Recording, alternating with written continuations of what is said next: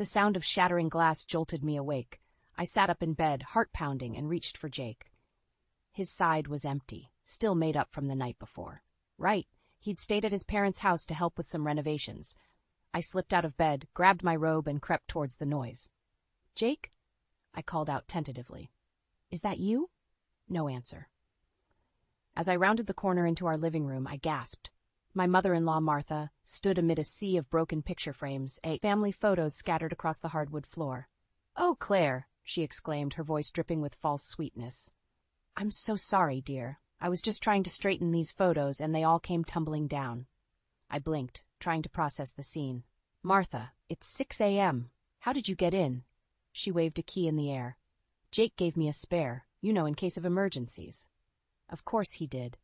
I bit back a sigh and forced a smile. "Well, let me help you clean this up." As we gathered the broken glass, I noticed Martha scrutinizing each photo. She looked at one of Jake and me on our honeymoon. "Oh, Claire, you really should have worn a hat. The sun's so aging on the skin." I gritted my teeth. "I'll keep that in mind for next time." The front door opened, and Jake walked in, looking surprised to see us. "Mom, what are you doing here?" Martha beamed. "Just helping Claire tidy up, sweetheart. You know how disorganized she can be." I opened my mouth to protest, but Jake cut in. "That's so thoughtful of you, Mom. Isn't that nice, Claire?" I nodded, not trusting myself to speak. Jake's phone buzzed. He glanced at it and frowned. "Oh, shoot. Dad needs help with the drywall. I've got to run back." "But you just got here," I protested. "I thought we were having breakfast together." He kissed my cheek absently. "Rain check? Mom, you'll keep Claire company, right?" Before I could object, they were both gone, leaving me alone with the mess and a growing sense of unease. Later that afternoon, I visited my parents. Dad was having one of his good days, alert and chatty as we sat in their sunny kitchen. "How's married life treating you, Pumpkin?" he asked, his eyes twinkling. I hesitated. "It's an adjustment." Mom patted my hand. "That's normal, dear. Your father and I had our rough patches, too." Dad chuckled. "Remember when your mother thought I was having an affair with my secretary?" Mom swatted his arm playfully. "How was I supposed to know you were planning my surprise party?" Their easy banter made my heart ache. Would Jake and I ever have that? My phone buzzed with a text from Jake's sister, Sarah. "Family dinner at our place tonight. Don't be late." I showed it to my parents. Dad frowned. "Bit short notice, isn't it?" I shrugged. "That's Sarah for you." Mom squeezed my hand. "You go on, dear. We'll be fine here." As I drove to Jake's family home, my stomach churned with anxiety.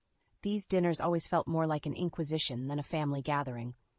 Martha answered the door, her smile not quite reaching her eyes. "Claire, darling, come in, come in. We were just talking about you." I stepped inside, the tension palpable. Jake, Sarah, and Thomas sat around the dining table, their conversation dying as I entered. Sarah's saccharine voice broke the silence. "So, Claire, when are you and Jake planning on giving us some grandchildren?" I froze, caught off guard. Jake looked uncomfortable, but said nothing. Martha chimed in. "You're not getting any younger, dear. Tick-tock!" I felt my face flush as I struggled to find a response. This was going to be a long night, and I couldn't shake the feeling that it was just the beginning of a much bigger storm. I stared at my reflection in the bridal boutique's mirror, my heart sinking. The wedding dress I'd dreamed of since childhood hung limply on the rack, replaced by a monstrosity of tulle and sequins that Martha and Sarah had insisted upon. "Oh, Claire, you look absolutely divine," Martha cooed, clapping her hands together. Sarah circled me like a shark. "It's perfect. Jake will be speechless." I caught my mother's eye in the mirror. Edith's face was a mask of concern, but she remained silent. We both knew this wasn't the dress I wanted. "I'm not sure," I began, but Martha cut me off. "Nonsense. This is the one. We'll take it," she announced to the saleswoman. My stomach churned. "Wait, I haven't decided." "Claire," Sarah interrupted, her voice sickly sweet, "don't you want Jake to be proud? This dress is a statement. It says you're part of our family now." I felt the walls closing in. Where was Jake? He'd promised to be here, to support me. As if on cue, my phone buzzed. A text from Jake. "Sorry, can't make it. Trust Mom and Sarah's judgment. Love you." I blinked back tears. This wasn't how it was supposed to be. Later that evening, I confronted Jake at home. "You said you'd be there. This is our wedding, Jake, not your mother's." He sighed, running a hand through his hair. I know, I'm sorry. Work's been crazy, but Mom and Sarah know what they're doing. They just want what's best for us. What's best for us? Or what's best for them? I countered. Jake's eyes hardened. Hey, that's not fair. They're family. And what am I? I shot back. The silence that followed was deafening. Days blurred together as wedding preparations spiraled out of control. Martha and Sarah steamrolled over every decision, from the venue to the menu. Jake remained frustratingly passive, always siding with his family. One afternoon, I escaped to my parents' house, seeking solace. I found Dad in his favorite armchair, looking more frail than I remembered. What's wrong, Pumpkin? He asked, patting the seat beside him. I collapsed next to him, the dam finally breaking. Through tears, I poured out everything, the dress, the plans, Jake's indifference. Dad listened, his face growing stormy. This isn't right, Claire. A marriage is about two people, not an entire clan. Mom brought us tea, her worry evident. Have you talked to Jake about how you feel? I nodded miserably. He just doesn't see it, or doesn't want to. Dad squeezed my hand. Then maybe it's time to consider. A coughing fit interrupted him, violent and prolonged. Mom rushed to his side, fear etched on her face. I'm fine, Dad wheezed, waving us off. But the pallor of his skin told a different story. That night, I returned home to find Jake, Martha, and Sarah huddled over seating charts in our living room. There you are, Martha exclaimed. We've decided to invite the Johnsons. I know you wanted a small wedding, but they're such good family friends. Something in me snapped. No, I said firmly. The room fell silent. Jake looked up, startled. What? I said no, I repeated, my voice stronger. This is our wedding, Jake, ours, not your mother's, not Sarah's. And I'm done letting them run roughshod over everything I want. Martha gasped. Sarah's eyes narrowed dangerously. Jake stood, his face a mix of confusion and anger. Claire, what's gotten into you? They're just trying to help. I met his gaze, a cold realization settling in my chest. If you can't see what's happening here, Jake, then maybe we need to rethink this whole thing. The words hung in the air, heavy with implication. Martha and Sarah exchanged triumphant glances, thinking they'd won. But as I looked at Jake, seeing the conflict in his eyes, I knew this was far from over. Our wedding day loomed, and with it, a decision that would change everything. The morning of my wedding dawned bright and clear, a stark contrast to the storm raging inside me. I stood before the mirror, encased in the gaudy dress Martha and Sarah had chosen, feeling like a stranger in my own skin. You look beautiful, sweetheart, Mom said, her eyes glistening with unshed tears. I forced a smile. Thanks, Mom. A knock at the door made us both jump. It was Jake, looking handsome but troubled. Can we talk? He asked, his voice low. Mom squeezed my hand and slipped out, leaving us alone. Jake's eyes roamed over me, taking in the dress. You look different. This isn't me, Jake, I whispered. None of this is. He sighed, running a hand through his hair. I know things haven't been easy, but it's just one day. We can get through this. I felt a flicker of hope. So you understand? I understand that my family can be a bit much sometimes, he said carefully. But they mean well. Let's just get through today, okay? My heart sank. He still didn't get it. The ceremony was a blur of faces and voices. I said my vows on autopilot, barely registering Jake's words. As we walked back down the aisle, Martha's triumphant smile made my skin crawl. At the reception, I found myself cornered by Sarah near the cake table. I hope you realize how lucky you are, she hissed, her smile never wavering. Jake could have done so much better. I felt something snap inside me. Is that so? I replied, my voice dangerously calm. Then maybe he should have. Before Sarah could respond, I grabbed a handful of cake and smashed it into her face. The room fell silent, all eyes on us. Jake appeared at my side, his face a mask of shock and anger. Claire, what the hell? I looked at him, then at the stunned faces of his family, and suddenly I couldn't breathe. Without a word, I turned and ran, ignoring the calls behind me.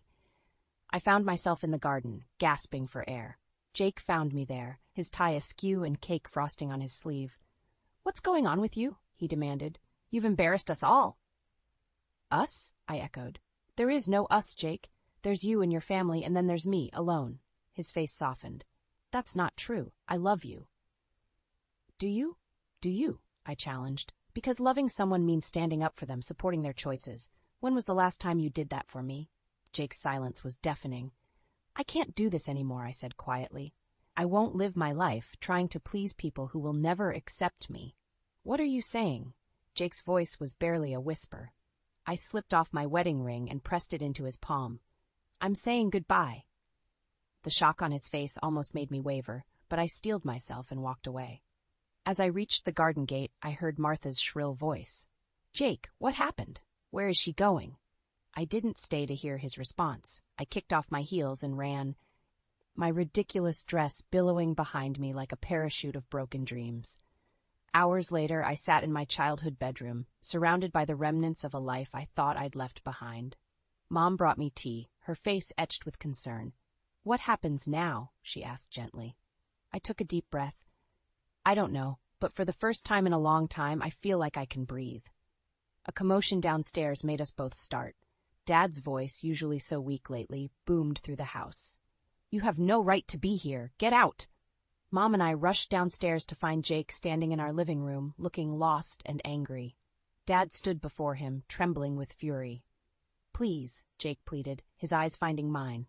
Claire, we need to talk. I stepped forward, placing myself between Jake and my father. No, Jake, we don't. It's over. As I ushered him out, I caught a glimpse of a car idling at the curb. Martha sat in the driver's seat, her eyes boring into me with undisguised hatred. I closed the door, leaning against it as the weight of the day crashed over me. This was just the beginning, I realized. The real battle was yet to come. The shrill ring of my phone jolted me awake. I fumbled for it in the dark, my heart racing as I saw Mom's name on the screen. Claire, it's your father. Mom's voice trembled. He's had a stroke. We're at the hospital. I was out the door in minutes, my mind a whirlwind of fear and worry. As I sped through the empty streets, I realized I hadn't even told Jake where I was going. The hospital corridors seemed endless as I searched for Dad's room. I found Mom slumped in a chair outside, her face pale and drawn. How is he? I asked, breathless. She shook her head, tears welling up. It's bad, Claire. The doctors, they're not sure he'll make it through the night. My world tilted on its axis. I steadied myself against the wall, trying to process the news. Can I see him? Mom nodded, squeezing my hand as I entered the room. Dad lay still, tubes and wires connecting him to beeping machines. He looked so small, so fragile. I took his hand, willing him to open his eyes. I'm here, Dad, I whispered. I'm not going anywhere. Days blurred together as we kept vigil by Dad's bedside. Jake called several times, but I couldn't bring myself to answer. How could I explain that my world was falling apart while he was busy planning Christmas with his family? On the 5th day, as I was dozing in the uncomfortable hospital chair, I felt a slight pressure on my hand. I opened my eyes to find Dad looking at me, his gaze weak but aware. Pumpkin, he rasped. Tears streamed down my face as I called for the nurse. It wasn't a full recovery, but it was hope. As December crept closer, Dad's condition improved enough for him to come home. I threw myself into caring for him, grateful for every moment we had together. One evening, as I was helping Dad with his physical therapy exercises, Jake showed up unannounced. Claire, we need to talk, he said, his face a mix of concern and frustration. You've been ignoring my calls. Christmas is in 2 weeks, and we haven't even discussed our plans. I stared at him, incredulous. Plans? Jake, my father almost died. He needs me here. Jake's expression hardened. I understand that, but my family is expecting us. We can't just cancel Christmas. I'm not canceling Christmas, I said, my voice rising. I'm spending it with my parents. Here. But what about my family? Jake demanded. They're your family too now. I felt something snap inside me.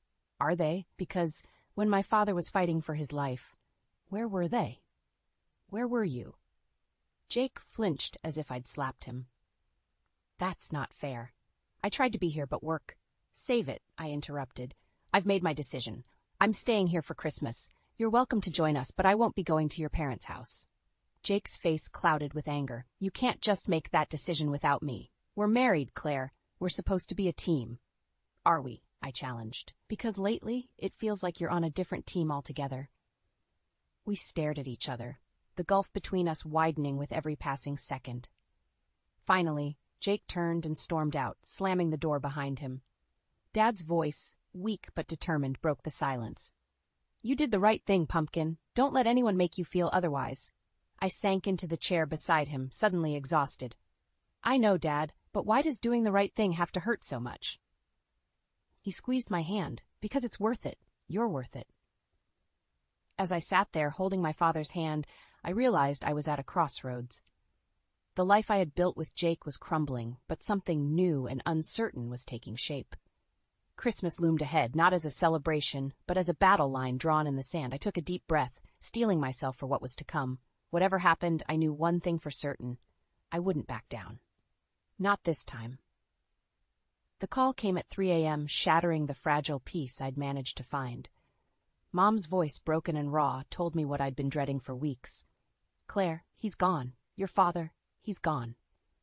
The world tilted on its axis as I fumbled for my clothes, my mind a whirlwind of grief and disbelief. I didn't even think to wake Jake as I rushed out the door. The house was eerily quiet when I arrived. Mom sat in Dad's favorite armchair, clutching his sweater to her chest. I knelt beside her, words failing me as we clung to each other, our shared sorrow a tangible thing between us. As dawn broke, reality set in. There were calls to make, arrangements to handle. I moved through the tasks mechanically, each one a painful reminder of Dad's absence. It wasn't until late afternoon that I remembered to call Jake. His phone went straight to voicemail. I left a message, my voice hollow as I explained what had happened. Hours passed with no response. As evening fell, I tried again, only to be met with Martha's shrill voice. "Oh, Claire," she said, false sympathy dripping from every word. "Jake told us about your father. Such a shame. But you understand we can't change our plans for the charity gala tomorrow night, don't you?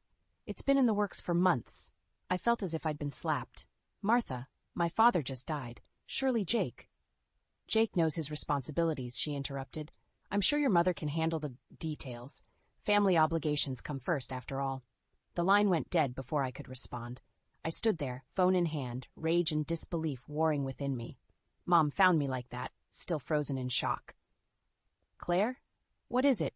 I told her about the call, watching as her face crumpled in pain and anger. "Oh, sweetheart," she whispered. "I'm so sorry." The next day passed in a blur of funeral preparations and well-wishers. Jake remained conspicuously absent, his silence a deafening roar in the quiet moments.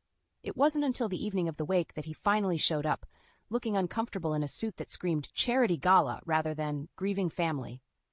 "Claire," he started, reaching for me. "I'm so sorry. I wanted to be here sooner, but—" I stepped back, out of his reach. "But what, Jake? Your mother's gala was more important than being here for me? For my family?" He had the grace to look ashamed. "It's not like that. You know how important these events are. I couldn't just—" "Couldn't what?" I interrupted, my voice rising. "Couldn't be a husband, couldn't support your wife when she needed you most?" Jake's face hardened. "That's not fair. I'm here now, aren't I?" "Now?" I laughed bitterly. "Now is too late, Jake. Where were you when I was making funeral arrangements? When I was holding my mother as she cried herself to sleep? Where were you when I needed you?" A hush fell over the room as people turned to stare. Jake shifted uncomfortably, lowering his voice. "Claire, please, let's not do this here." "Why not?" I challenged. "Are you afraid people might see who you really are? A man who abandons his wife in her darkest hour for a party?" Jake's eyes flashed with anger. "That's enough. I won't stand here and be insulted. I'm leaving." As he turned to go, I felt something inside me break. "If you walk out that door," I said, my voice deadly calm, "don't bother coming back." He paused for a moment, conflict clear on his face. Then, without a word, he left. I stood there, surrounded by sympathetic murmurs and pitying glances, feeling more alone than ever. Mom appeared at my side, her hand warm in mine. "You did the right thing, sweetheart," she whispered. As I looked around the room at the faces of those who truly cared, who had shown up when it mattered most, I felt a strange sense of clarity wash over me.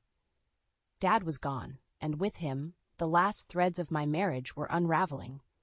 But in that moment, I knew with absolute certainty what I had to do next. It was time to reclaim my life, no matter the cost. The house felt empty as I returned from Dad's funeral, my grief a heavy blanket wrapped around my shoulders. Mom had decided to stay with her sister for a few days, leaving me alone with my thoughts and the echoing silence of our family home. I fumbled with my keys, pushing open the front door only to freeze at the sight before me. A thick manila envelope sat on the entryway table, Jake's neat handwriting stark against the brown paper. With trembling hands, I tore it open, my heart pounding as I scanned the contents. Jake wanted a divorce. The world tilted sideways as I stumbled to the couch, the papers clutched to my chest. How could he do this now, when the wound of losing Dad was still so raw? My phone buzzed incessantly, Jake's name flashing on the screen. I let it go to voicemail, unable to face his voice. Instead, I listened to the message he left, his words washing over me like ice water. Claire, I'm sorry it had to be this way, but after everything that's happened, I think we both know this is for the best. My lawyer will be in touch about dividing our assets. Dividing our assets. The phrase echoed in my head, and suddenly a terrible realization dawned on me. Dad's inheritance. Jake's family had always been oddly interested in my parents' finances. Could this be why? Panic rising in my throat, I called my mother's lawyer, Robert. I need your help, I said, my voice shaking. I think Jake and his family might be after Dad's money. Robert's voice was calm, steadying. Claire, breathe. We'll figure this out. Come to my office first thing tomorrow. The night passed in a blur of anxiety and sleeplessness. By dawn, I was at Robert's office, clutching a mug of coffee like a lifeline. I've reviewed the documents, Robert said, his face grim. It seems Jake is indeed trying to claim a portion of your father's estate as marital property. But don't worry, we can fight this. I nodded, a strange calm settling over me. What do I need to do? First, we need to secure your assets. I'll file a temporary restraining order to prevent Jake from accessing any joint accounts. Then we'll prepare our counterpetition. As I left Robert's office, a plan forming in my mind, I spotted a familiar car parked across the street. Sarah, Jake's sister, sat behind the wheel, her eyes narrowing as she saw me. I marched over, anger fueling my steps. Enjoying the show, Sarah? Did Jake send you to spy on me? She smirked, not even bothering to deny it. Oh, Claire, you should have known better than to think you could take on our family. Jake's told us everything about your father's money. We won't let you keep it all to yourself. Her words confirmed my worst fears, but instead of crushing me, they ignited a fire in my chest. Watch me, I hissed, turning on my heel. Back at home, I began packing, throwing clothes and essentials into a suitcase. I couldn't stay here, not with Jake's family watching my every move. As I zipped up the bag, my phone rang. Mom's voice was frantic on the other end. Claire, someone broke into the house. They've ransacked your father's study. My blood ran cold. Mom, are you okay? Did you call the police? Yes, they're on their way. But Claire, your father's safe. It's empty. The safe, where Dad kept all his important documents, including his will. My mind raced, connecting the dots. Jake's family wasn't just after the money. They were trying to erase any evidence of Dad's true wishes. In that moment, standing in the wreckage of my marriage, with my father's legacy under threat, I made a decision. I wouldn't just fight back. I would scorched earth this situation. Jake, Martha, Sarah, they had no idea what they'd unleashed. As I grabbed my keys, ready to race to my mother's side, a steely resolve settled in my bones. This was war, and I intended to win. The doorbell's shrill ring pierced the tense silence of Mom's living room. I exchanged a wary glance with her before approaching the door, my heart pounding. Through the peephole, I saw Martha and Sarah, their faces masks of false concern. Taking a deep breath, I opened the door. What do you want? Martha's saccharine smile made my skin crawl. Oh, Claire, darling, we've been so worried about you. I stood my ground, blocking their entry. Save it. I know what you're really after. Sarah's eyes narrowed. We just want to talk, Claire. Can't we come in? No, I said firmly. Whatever you have to say, you can say it here. Martha's smile faltered. Very well. Shustat, we've come to discuss your father's estate. Jake tells us there might be some complications. I felt a surge of anger. Complications? You mean your attempt to steal what rightfully belongs to my mother and me? Sarah stepped forward, her voice low and threatening. Be careful, Claire. You don't want to make an enemy of us. Too late, I spat. Now get off my property before I call the police. As they retreated, Martha called over her shoulder. This isn't over, dear. We'll see you in court. I slammed the door, my hands shaking. Mom appeared at my side, her face pale. What are we going to do, Claire? Before I could respond, my phone buzzed. It was Robert, my lawyer. Claire, we've got a problem. Jake's family is contesting the will. They're claiming your father wasn't of sound mind when he made his last revision. My blood ran cold. That's ridiculous. Dad was perfectly lucid until the end. I know, Robert sighed, but they've somehow gotten hold of medical records suggesting otherwise. We need to move fast. As I hung up, a terrible thought struck me. The break-in at Dad's study, they must have found something there. I turned to Mom, determination stealing my voice. We're not going down without a fight. I need you to tell me everything you remember about Dad's last days. Every conversation, every decision. For hours, we pored over documents, piecing together a timeline. As night fell, a knock at the door made us both jump. To my shock, it was Thomas, Jake's father. He looked haggard, his eyes darting nervously. Claire, I need to talk to you. It's important. Against my better judgment, I let him in. He collapsed into a chair. His shoulders slumped. I can't do this anymore. Martha and Sarah, they've gone too far. Hope flared in my chest. What do you mean? Thomas took a shaky breath. They forged those medical records. Your father was never evaluated for dementia. It's all a lie. My mind raced. This could change everything. Thomas, would you be willing to testify to this?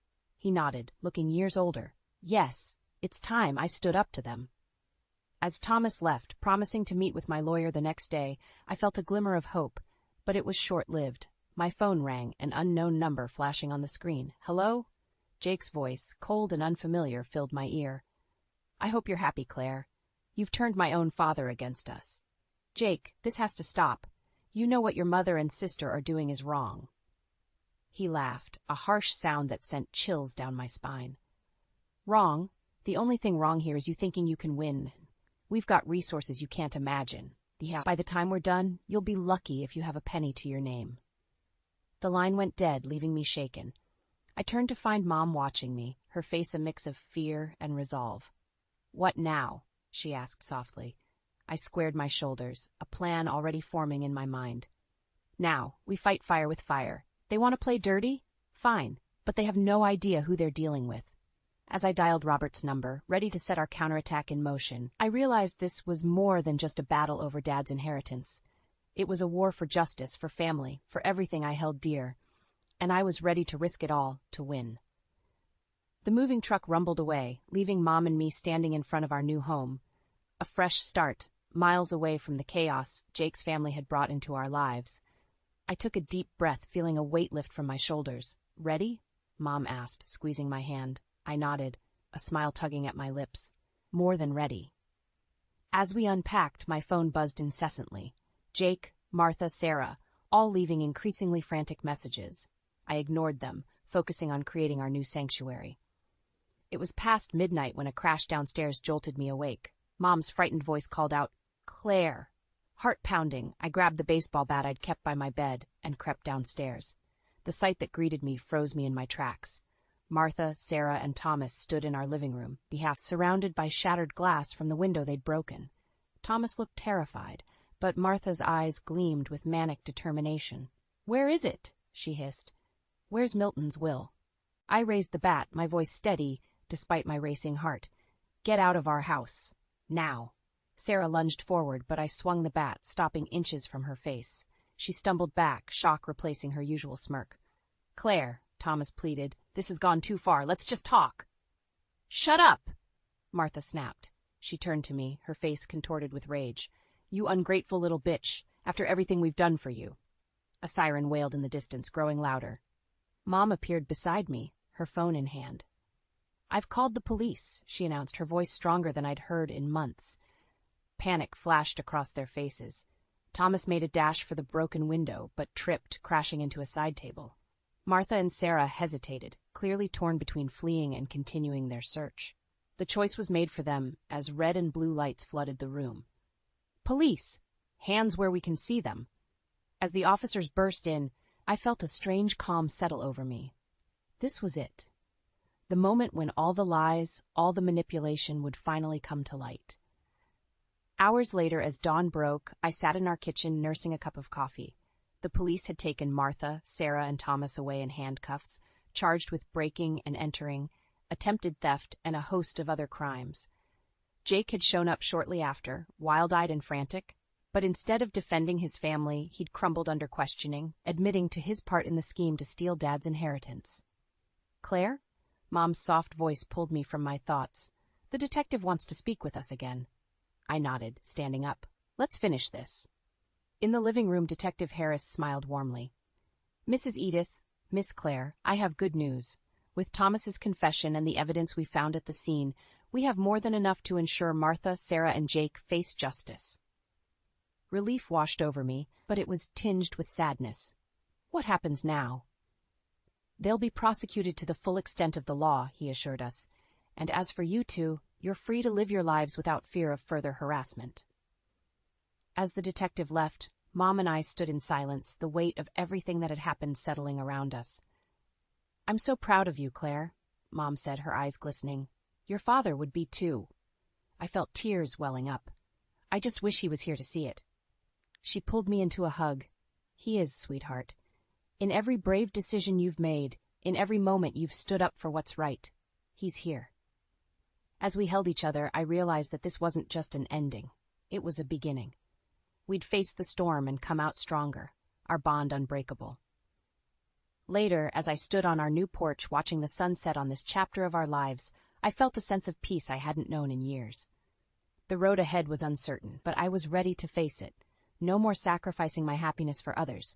No more letting anyone dictate my worth. I was Claire, daughter, fighter, survivor. And this was my story, on my terms. As I turned to go inside to the warmth of the home we'd created, I smiled. The future was bright, and for the first time in a long time, I couldn't wait to see what it held.